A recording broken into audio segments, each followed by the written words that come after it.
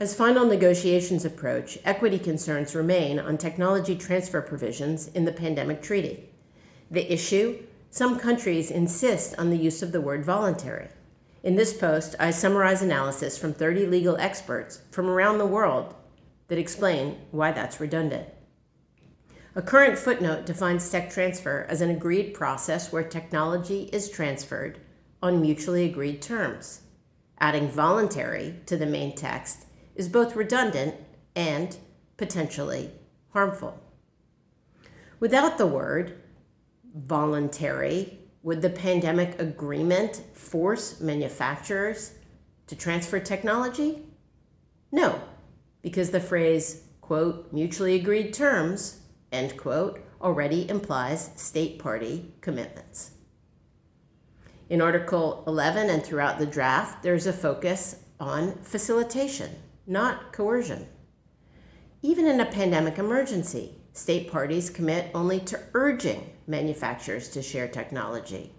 No provisions force companies to transfer technology without agreement. So if tech transfer is already voluntary in practice, does adding voluntary to the definition pose any risks? Yes, several. First, it could limit sovereign options. Many countries already have laws allowing for non-voluntary measures. For example, the U.S. Defense Production Act or Germany's Epidemic Protection Act. Explicitly labeling tech transfer as voluntary could restrict these tools. Second, it reinforces a failed approach.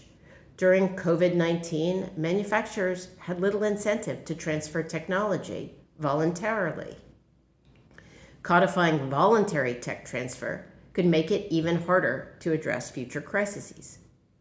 Third, it divulges from global norms. UN agreements on global health challenges define tech transfer as occurring on mutually agreed terms, without specifying it must be voluntary. The bottom line is that adding the word voluntary is unnecessary and could weaken governments' ability to act in future pandemics. Keeping the language as is ensures flexibility while upholding sovereign rights and equity in pandemic response. You can read more in our letter posted below. Thank you.